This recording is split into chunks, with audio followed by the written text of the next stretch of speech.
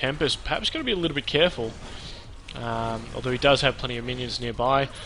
Miraxis jumping in under the tower, throwing that Quake stun out, doing a lot of damage on this Prophet with Glacius nearby with that Tundra Blast. Will be able to be just enough, and a lot of action ends up happening in that top lane as well. Kaiser Prime getting credit for the kill on that Tempest, so a lot of action buds going down left, right, and center. What do you think? Yeah, great action going down. Unfortunately, Tremble, I guess, side of the tower was a little bit more important than it should have been. As some may say, but at what cost? Got that tower, but unfortunately just fell to that Tempest.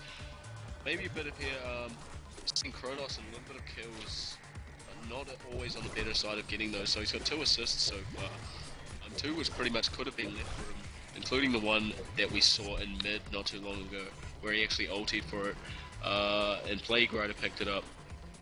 So, considering that, his farm is still really great. Pebble's going in there. Stun toss combo on Miraxis and Glacius ult comes out, stun coming out. Tremble and Keeper, too much for the Miraxis though. Prophet able to pick up that kill once again. Harry Shell. You love my nuts.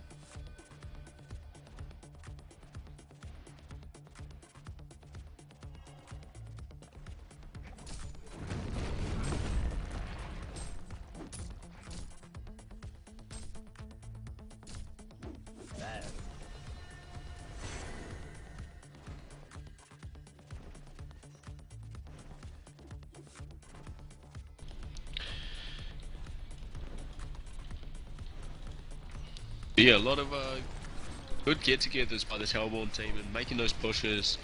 But unfortunately, mid-tower got denied, but very good initiation.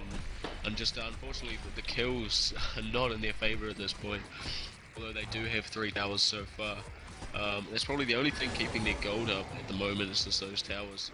Kronos on 385, picking up that farm really well.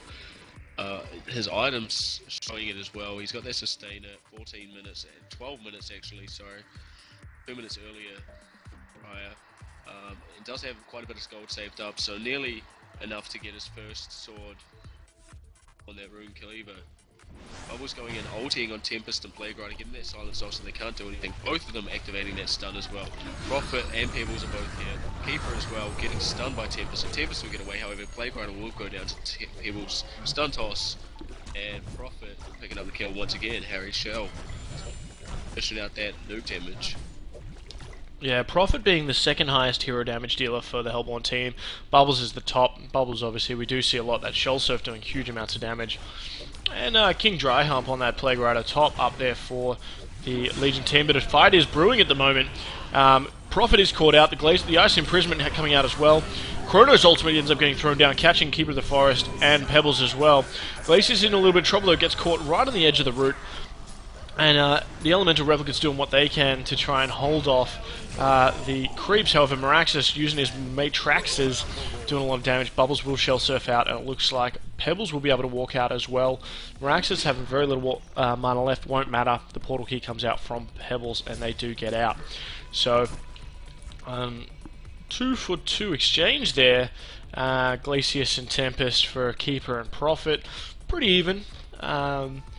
You can't fault that by any means, but it looks like this Chrono's going to be sitting in that bottom lane, getting that little bit more farm, and he's definitely going to be a hero that's going to get dangerous late game. I mean, definitely, it was great ultimate by Kronos there, picking off both of them. Just unfortunate they didn't have enough team players there to maybe capitalise on that perfect ultimate. While that was happening though, mid tower did get denied by Tremble, so while being behind in the towers, plus being denied one of those towers is very crucial, considering they don't have too many great pushing heroes apart from that Tempest. That gold may affect, especially a low 100 EPM Glacius, only managing to pick up a kill. And it looks like the Hellborn team grouping up in that bottom lane again. They want this tower. Keeper's here. Bubbles clearing those creep waves, and even Pebbles scouting around at the front. He's got the armor on. But no defense coming out for the Legion team. They're just going to let him have it.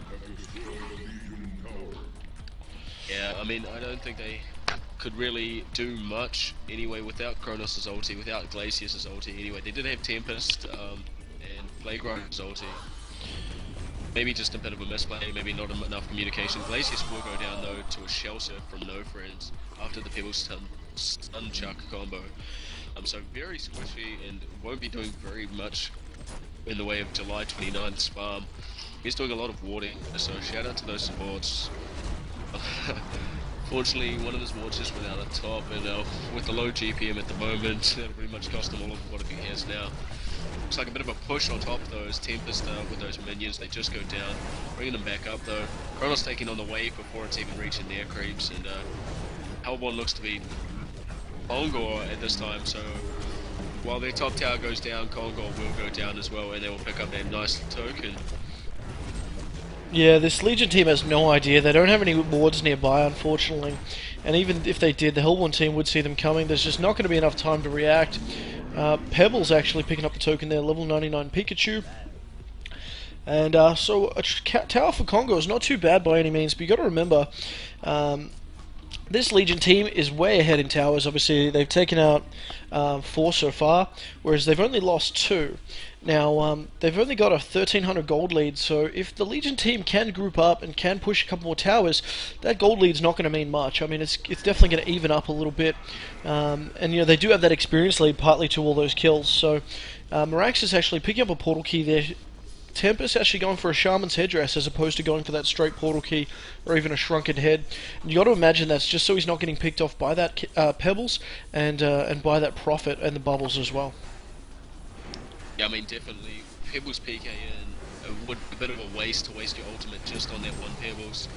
So to survive that would pretty much mean that he can wait for that opportunity, get a few more heroes into that ultimate range, and then start throwing it off. It'll be interesting now to see how the team fight fares out, especially with Pebbles, with that token. And imagine he will be initiating first, and ends whether the Legion team decides to pick him off first. Yeah, while this is happening, Keeper's in the top lane, so they are going to get jumped on. Chronos jumping in there with that Miraxus as well, doing what damage they can onto Prophet. The Chronos ultimate landing as well. Pebbles actually throwing a double stun out. He does have the Elemental Void coming out from Tempest. It does get cancelled straight away by that silence, by that Bubbles. He does do a take cover, but Tremble will go down. Bubbles will go down as well, and Keeper trying to get out of here. Pebbles is still alive, and he still does have that token. He has haste at the moment. Will get taken out, though. And they will be right here to take him on. That Contagion going out, so he cannot portal key away. He is doing a lot of damage on that Chronos, though, however. Miraxus throwing out that huge stun and protecting the Chronos, so completely going in favour of Forgotten Gaming there. Partly due to that huge initiation from Miraxus and Chrono. I mean, again, another great ultimate by Chronos, trapping 3 of those heroes in there. Miraxus as well, but that Matrix ultimate was just ticking up while that was happening. So very good plays by this Legion team.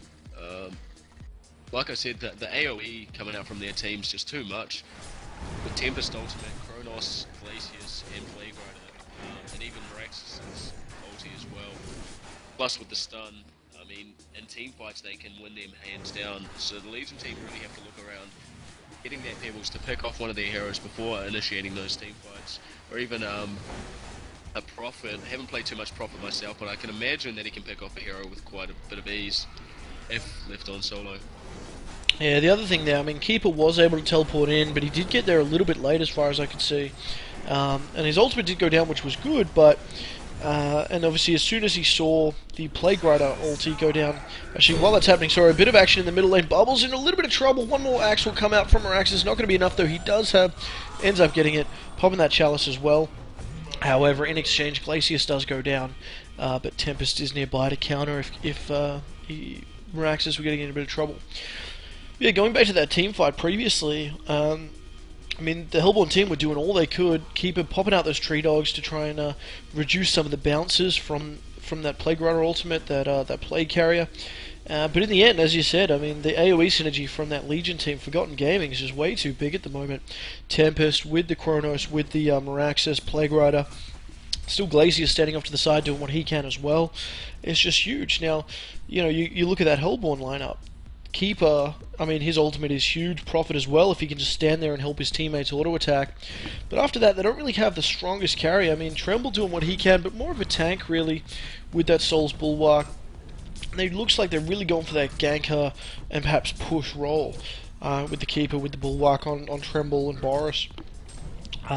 You know, and Pebbles, definitely a hero that can definitely snowball and do a lot of damage, but you know, he's just losing that edge at the moment. He's not getting huge, and this Chronos starting to take over the game up and above 480 gold per minute.